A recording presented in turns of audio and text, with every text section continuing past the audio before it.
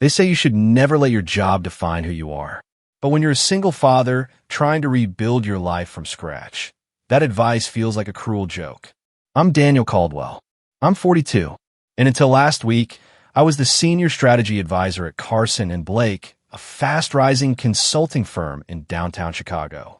I was also the man behind the Fallner Industries proposal, the one that landed the firm a $20 million contract. The biggest deal in company history. But you wouldn't find my name on it. Not in the file, not in the meeting notes, not even in the thank you email they sent to the team. Because that's not how the real world works. I learned that the hard way. Matt Riley, my direct supervisor, slid the termination letter across the desk without even meeting my eyes. "Don't take this personally," he said, as if he was doing me a favor. "It's just a restructuring." I stared at the paper. Effective immediately. I wasn't surprised, but I was still gutted. His office reeked of burnt coffee and overpriced cologne. The air conditioner hummed like a broken fan, far too loud for a freezing February morning. And there I sat, 5 years of building multi-million-dollar strategies for this firm, and I was being dismissed like some intern who forgot to refill the printer. He didn't mention the Fallner proposal. I didn't ask. Why would I? I already knew the truth. 2 weeks before, I'd finalized the entire project. 3 months of data modeling, strategic alignment, projections, risk mitigation, all done on my own time, mostly after putting my 13-year-old son Ben to bed. I found the final version sitting on Matt's desk the day before the client presentation. My name had been scrubbed clean. When I confronted him, he gave me a half smile and said, "Don't worry, Daniel. Internally, everyone knows it was your work. This is just how deals are closed." I should have fought back. Instead, I nodded and walked away. Now here I was, watching my name disappear from the payroll too. I clenched my jaw. My hands were trembling, but I refused to let him see it. I stood up slowly and forced a calm tone. "Thank you for the opportunity." He blinked, clearly expecting me to break, maybe beg, maybe yell. But I didn't. I'd lost everything once before. This wasn't going to be the thing that broke me. When you've been left alone with a child to raise, when you've built your entire identity around holding it all together, walking out of an office with your head high becomes second nature. Even when your lungs feel like they're collapsing. HR walked me out like I was a security threat. My key card was deactivated before I even reached the elevator. My email shut down. A cardboard box in my hands, a firm I'd given everything to now acting like I'd never existed. I sat in my car in the garage for nearly an hour. The engine off, my fingers gripping the steering wheel so tightly I thought it might crack. It wasn't just the firing. It was the shame, the betrayal, the bitter taste of having seen it coming and still choosing to give my best. I thought of Ben, of the rent, his school tuition, his braces. I thought about all the late nights when he ate frozen pizza while I stared at Excel sheets until 1 a.m. The missed basketball games, the birthdays I only caught through video calls. Matt once told me, "You don't have the killer instinct, Daniel. That's why you'll always be good, but never great." He was wrong. That night, as Chicago froze outside my apartment window, I powered on my personal laptop and opened my cloud archive. I'd saved every version of the Fallner strategy, from the first sketch to the final draft. Each one time-stamped, each one with my digital signature. I never meant to be strategic. I just believed in backing up my work. What Matt didn't know, what no one at Carson and Blake knew, was that I had a connection. A powerful one. Sophia Lynn, now the CEO of Fallner Industries, used to be a client of mine 6 years ago when she was still running her startup.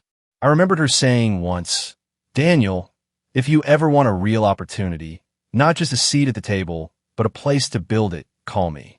I never did. But as I stared at my inbox, her name sat there like a flickering beacon. I clicked compose. Subject, the real author behind your strategy. Sophia, I hope this message finds you well. You may not remember me, but we worked together during your early Series B fundraising round. I'm writing because I've recently left Carson and Blake, and there's something important you need to know about the Fallner proposal. Daniel Caldwell. My fingers hovered over the send button. I didn't know what would happen next. Maybe nothing. Maybe everything. But I wasn't going to disappear quietly. Not this time.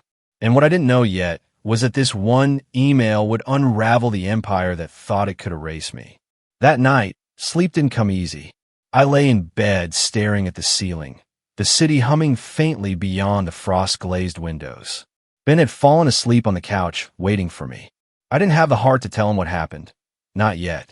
Not until I knew what would come next. My phone buzzed at 7:02 a.m. Sophia Lynn. Daniel. Of course I remember you. I still use the growth model you designed for our Series B round. Thank you for reaching out. Let's talk. I have some questions and an opportunity one think you'll want to hear about. I sat up so fast, I nearly knocked over the mug of cold coffee on my nightstand. Sophia Lynn wasn't just another executive anymore. She was the rising star in tech strategy, known for being sharp, direct, and utterly allergic to corporate nonsense. If she replied, this wasn't just courtesy. It was calculated interest. Her assistant scheduled a call for that same afternoon. No wait list. No, let me check her calendar. I was patched in within seconds. Daniel, she said, her voice calm but deliberate. I've reviewed the documents you sent. I braced myself, and I'm livid. I thought you should know, I said, trying to keep my voice steady, that the person who presented the proposal to you wasn't the one who wrote it. She didn't hesitate. I knew. The moment I saw the language in that proposal, I thought of you. The phrasing, the modeling structure. It had your fingerprints all over it. What followed was a flurry of questions. Not polite small talk, but sharp, technical inquiries.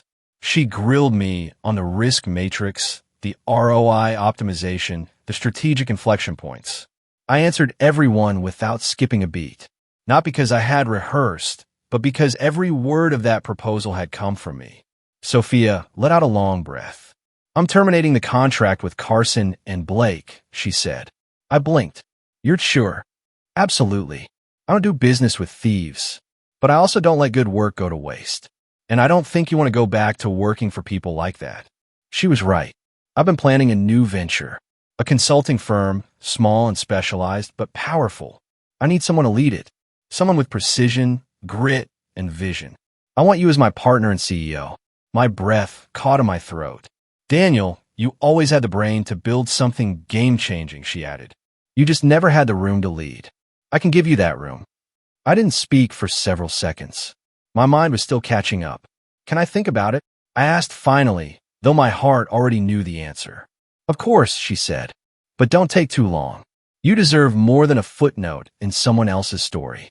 When we ended the call, I sat there in silence, phone still in hand. My reflection stared back at me in the dark screen on my laptop. CEO, me. I thought about Matt, about the way he'd said, "You're not leadership material."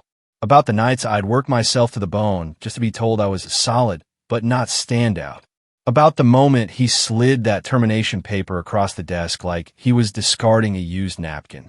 And I thought about Ben. I owed him more than survival. I owed him proof that his father wasn't someone who folded under pressure, but someone who rose from it. That night, I told Ben the truth. He was sitting on the floor of my room, flipping through a stack of baseball cards. When I finished explaining, he looked up at me, eyes wide behind his black-rimmed glasses. They fired you? Yeah, I said, nodding.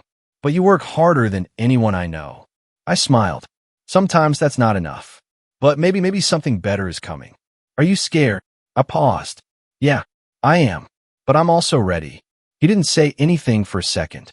Then he picked up his favorite card, Derek Jeter, 1996 rookie season, and handed it to me. You can hold this until you win. I nearly lost it right there. The next morning, I called Sophia. I'm in. Good, she said. We're naming it Caldwell Lynn Strategy Group. You're the first CEO. Welcome to the new era. 2 hours later, the news broke. Faulkner Industries terminates contract with Carson and Blake amidst leadership concerns. Inside sources said the firm was blindsided. I could picture Matt's face when he saw the headline. And for once, the thought didn't sting. It didn't feel like revenge. It felt like gravity. Natural. Inevitable. But didn't end there. The next day, Matt's assistant emailed Faulkner Industries, requesting a clarifying call to discuss project continuity. Sophia forwarded me the message. Her reply was one line. He wants to speak to the CEO. That's you. Your move. So I took it. The following morning, When the call connected and Matt's voice came on the line, panicked, desperate, it didn't flinch. "This is Daniel Caldwell," I said coolly. "You're speaking with the new CEO." The silence on the other end buzzed like an exposed wire. "Daniel," he finally muttered, "I wasn't expecting you." "I figured." He fumbled. "This is clearly some kind of misunderstanding. Had I known you were still involved, I would have handled things differently." I let the silence hang. You didn't know?" I asked slowly. "You erased my name from the proposal, presented my work as your own, then fired me 2 days later. But you didn't know there was an issue." His tone turned defensive. "The board wanted cuts. I was under pressure. You know how this business works." And then he added the dagger. "You were a great analyst, Daniel, but you were never leadership material." I didn't laugh. I didn't rage. I simply breathed in and said the one thing I knew he wouldn't forget. "You're wrong. I wasn't leadership material for your system, but I built my own now. One that doesn't reward theft. One that values builders." I ended the call without waiting for a reply. That same afternoon, I met Sophia at her new downtown office. Minimalist design. Glass everywhere. But what struck me wasn't the view. It was the energy. People moved like they believed in what they were building. "You handle that perfectly," Sophia said. "But be ready," she added. "People like Matt don't go quietly." She was right. By Thursday, the whispers had begun. LinkedIn posts, Slack screenshots, internal leaks. Carson and Blake was spinning a new narrative, that I'd left voluntarily, bitter over missed promotions, that I'd been unstable, difficult to manage. Classic. But here's the thing. I document everything. Always have. Emails, meeting notes, performance reviews, Slack chats, praise that was once public, data they thought was forgotten. By Friday, messages began flooding in. From old colleagues, people who'd stayed quiet for years. "Daniel, if you need a witness, I'm in. You were always the reason our strategies worked. We all knew it. I still have the original files.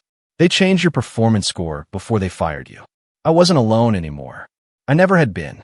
By Sunday morning, my inbox looked like a war room. Dozens of messages, all with the same tone. Supportive, furious, ready. Julia, a former project lead I hadn't spoken to in over a year, messaged me first. "Daniel, I don't know if you've seen what they're saying about you on the internal network, but I've got your back. We all know the truth. If you need a witness, I'll speak." Then came Marcus from analytics. Then Claire from HR. Then Michael, the quiet systems architect who never joined office politics but saw everything. One by one, they reached out. Each message, each voice felt like a brick being lifted from my chest. For years, I'd felt alone in that building. Turns out, I was just the first one to speak. Some were still at Carson and Blake, watching the storm build from inside. "You were the first to walk away," Julia said. "But now that you have, some of us are ready to follow." That weekend, I turned my small home office into a command center. Ben sat quietly at the kitchen table doing his homework while I printed performance reviews, cross-referenced emails, and highlighted discrepancies in internal feedback I'd received. I wasn't preparing for a fight. I was preparing to tell the truth, with proof. The story wasn't just about one stolen project. It was about a culture that punished integrity, that stripped credit from those who built and rewarded those who sold. Sophia offered full legal support. "We'll protect you," she said. "But we're not just defending anymore. We're going to dismantle this thing piece by piece." My lawyer, Dana Becker, came on board Monday morning. "You documented everything?" she asked. "Yes. You'll find timestamps, track changes, emails, Slack messages, even internal decks with my name removed." She smiled. "Then we don't just have a case, we have a campaign." 2 days later, Carson and Blake filed a cease and desist letter against me. They claimed I'd stolen proprietary information, breached confidentiality, and used insider access to poach their client. I actually laughed when Dana called me. "They're scared," she said. "They want to rattle you. They want you to fold. They're picking the wrong man." "You're damn right." She filed a countersuit within 24 hours. Wrongful termination, defamation, and professional misrepresentation. She included witness statements from 5 current and former employees. Julia, Marcus, Claire, all willing to testify under oath. I didn't have to twist any arms. They wanted to be heard. They've been waiting for someone to go first. The cease and desist was dropped 48 hours later, quietly, without explanation. That silence? That was their first confession. And then came the data bomb. Nathan, a former analyst I mentored, reached out late one night. Daniel, I've stayed quiet too long, but I saw what Matt did. We all did. I've attached a spreadsheet showing where your name was removed from every strategy doc over the past 18 months. Use it. He had tracked it all. Dates, original versions, final versions, revision logs. It was damning and surgical. Then Alicia, a former HR rep, sent me a zip file. Inside, my unaltered performance reviews. The ones that had rated me exceeds expectations before they were downgraded to meets expectations right before I was fired. They were laying the groundwork, she wrote. They planned your exit long before you knew it. I sat there, eyes locked on the screen, the weight of the truth pressing in. They hadn't just used me. They'd strategized against me. But I was done playing defense. By the end of the week, Dana had compiled a 76-page legal dossier. We sent it to the board of Carson and Blake, their general counsel, and a few carefully chosen media outlets. We didn't leak anything, not yet, but we let them know we could, and that changed everything. Monday morning, I got the email I hadn't expected. Daniel, this is confidential, but the board is now reviewing leadership conduct after recent developments. There are concerns regarding the handling of client accounts and internal evaluations. There's talk of a leadership transition. You didn't just walk away. You exposed something we've been ignoring. Anonymous. I read it 3 times, hands steady, calm, focused. This was never about taking Matt down. It was about standing up.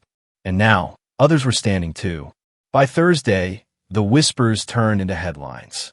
Carson and Blake in crisis. Fallner deal collapse triggers internal investigation.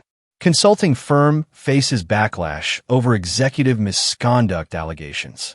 I watched the news reports from my apartment with Ben sitting beside me, half asleep with a bowl of cereal in his lap. Is this about you? He asked. Yeah, I said softly. Are you going to be okay? I already am. At Caldwell Lynn Strategy Group, things were moving fast. Sophia and I built a core team from the ground up, people we trusted. Ethical, smart, hungry to build something better. A few of them were old colleagues from Carson and Blake. Most weren't.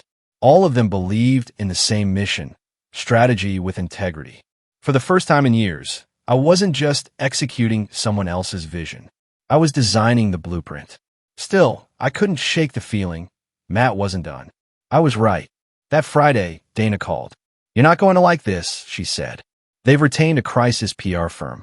They're gearing up for damage control. Let them try. And try they did. Carson and Blake published a vague blog post titled, Moving Forward, Learning from the Past and Building Stronger. It mentioned leadership changes, internal improvements, and refocusing on culture. Not a word about me. But the implication was clear. They were rewriting the narrative without acknowledging the truth. Then Matt resurfaced on a podcast. His voice was slick, controlled, spin doctor smooth. Look, I've made mistakes. We all have. But the truth is, not everyone is cut out for the pressures of leadership. Sometimes people misinterpret tough business decisions. I almost laughed. This was Matt's final play. Minimize, deflect, rebrand. And if I said nothing, he'd get away with it. Again, but I wasn't staying silent anymore. That night, I received a message from someone I hadn't heard from in over a decade. Nina Rhodes, former senior partner and co-founder of Carson and Blake. She'd retired quietly before I was promoted. Her name still carried weight. Her message was short. Daniel, I've been following everything. I believe you. If you're open to it, I'd like to meet. We met in a quiet cafe on the north side. She looked older, but her presence was the same, composed, commanding. I left before Matt took full control, she said. I saw what was coming. I just didn't expect it to collapse this quickly. You knew. I suspected, but I didn't have proof. I wasn't brave enough to dig deeper. Then she handed me a flash drive. Internal board memos, meeting transcripts, performance review instructions, all for my final 6 months. If you want to take this further, it's all there. I took it heart-thudding. Why now? She smiled. Because it's time the truth had more advocates than excuses. And because you reminded me what leadership should look like. That night, I opened the drive. It was worse than I imagined. Matt had openly discussed strategic offboarding to manipulate PR optics before IPO reviews. Performance reviews were intentionally downgraded to justify cuts. Layoffs were used to silence internal dissent. I wasn't a weak link. I was a liability because I saw too much. The next morning, I forwarded everything to Dana. Her reply came 3 minutes later. This isn't just about you anymore. This is systemic. We need to take it public. Are you ready? I stared at the screen. Was I ready? No, but I was prepared. I didn't sleep that weekend. Not because I was anxious, but because something inside me had finally aligned. After years of biting my tongue, after all the nights I stayed quiet to keep the peace, I was finally about to speak. Dana and I spent nearly 12 straight hours reviewing every document from Nina's flash drive. Memos, board transcripts, flag performance review directives. Every piece of evidence meticulously cross-referenced against the timeline we built. If we were going to make this public, we had to get it right. No loopholes, no ambiguity, no chance for them to dismiss this as a misunderstanding. Because this wasn't that. This was a system that punished ethics, erased contributors, and rewarded the loudest person in the room, regardless of merit. On Monday morning, we pulled the trigger. We submitted the full evidentiary file to the Wall Street Ledger. The story was airtight. Internal manipulation of employee records, stolen intellectual property, and a culture of calculated silence. Alongside the press submission, Dana filed a formal complaint with both the State Department of Labor and the SEC, citing violations that spanned years. This wasn't about a single project anymore. It was about every person who had ever been told to sit down, shut up, and be grateful while someone else cashed in on their work. By noon, the article went live. The headline hit hard and fast. Consulting giant accused of systemic retaliation against whistleblowers. Within minutes, it was trending. Then the follow-up started.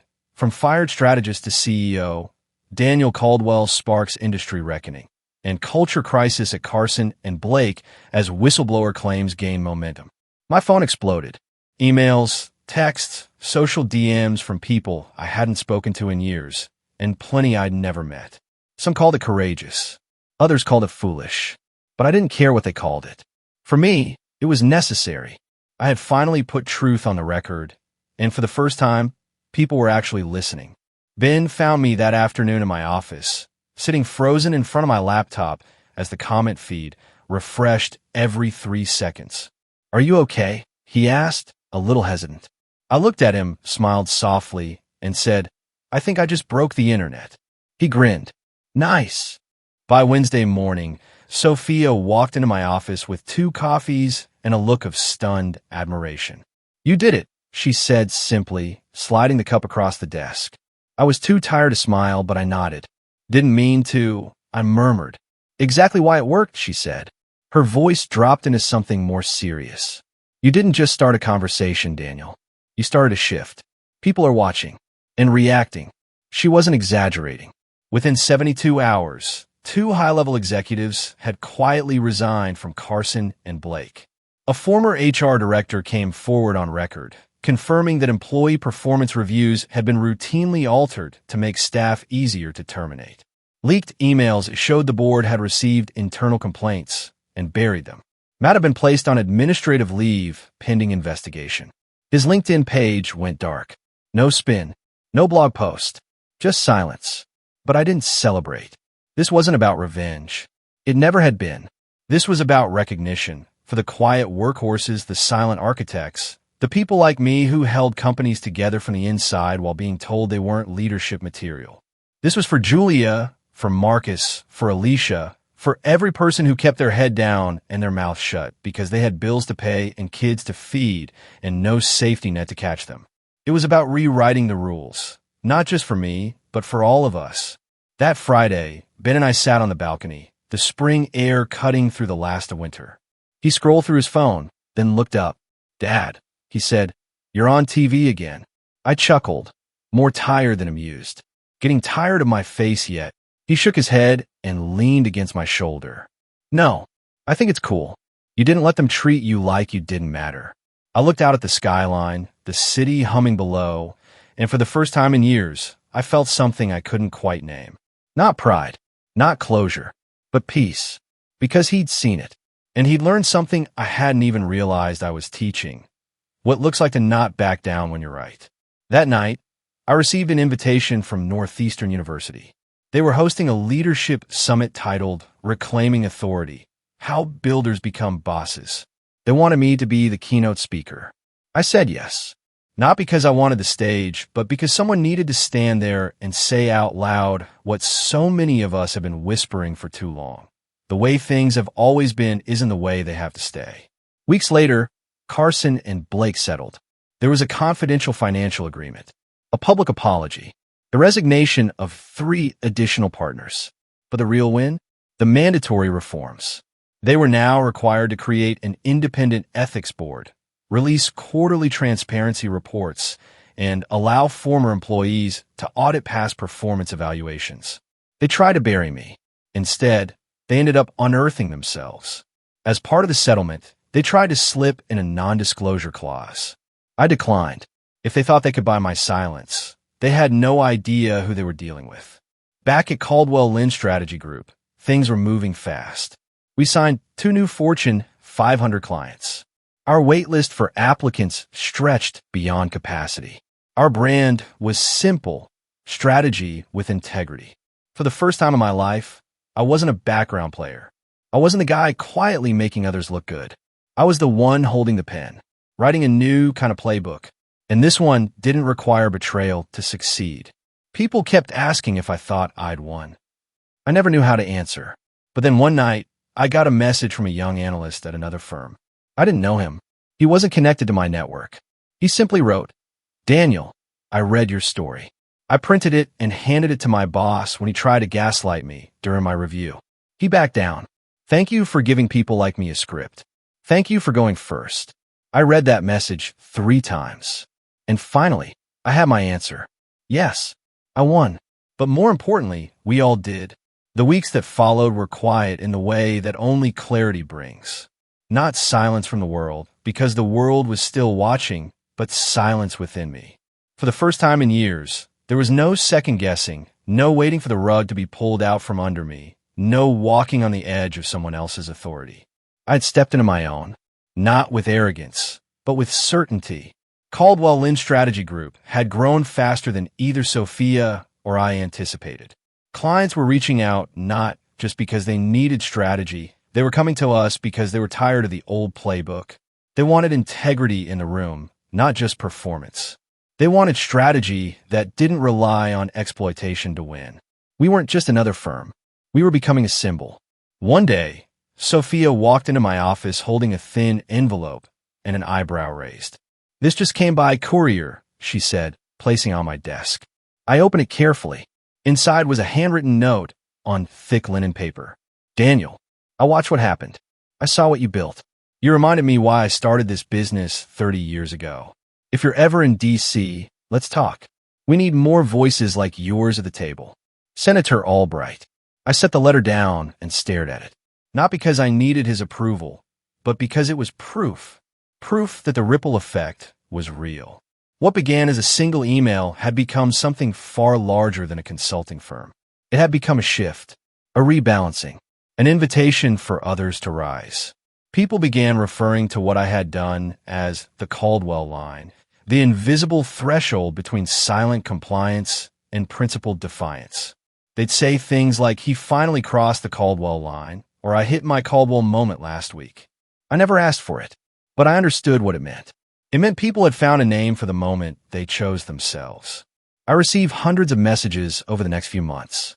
From junior analysts in London, from project managers in Manila, from burned-out creatives in LA who'd spent a decade watching someone else take credit. They weren't all asking for advice. Most just wanted to be heard, to tell me that my story had helped them say no, helped them leave, helped them stay and fight, or simply helped them believe that being good didn't mean being invisible. At home, things changed too. Ben had always been observant, but lately he'd been walking a little taller. He'd started speaking up more at school.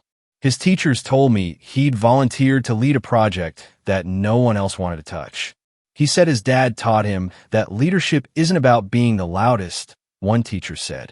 It's about being the first to act when it matters. I didn't cry in front of her, but I did in the car, because I knew exactly what that meant. My legacy wasn't just being built in boardrooms. It was showing up in a 13-year-old boy who had learned, through watching, not words, that courage doesn't always roar. Sometimes it walks out an office with a cardboard box and dignity intact. One Friday evening, we sat on the back porch, the sun setting in that slow, golden way it does in early summer. Ben asked, "Would you ever go back?" I looked at him, surprised. "Back where?" "To a place like that, where they didn't see you." I thought for a moment. "I wouldn't go back," I said. "But I'm grateful I was there, because now I know who I am. And I think maybe I always knew. I just needed them to show me what I wasn't." He nodded slowly, then smiled. "I'm glad you're the boss now." I laughed. "Me too." Months passed. The firm thrived. Our team grew, diverse, mission-driven, collaborative in ways I didn't think were possible in corporate spaces.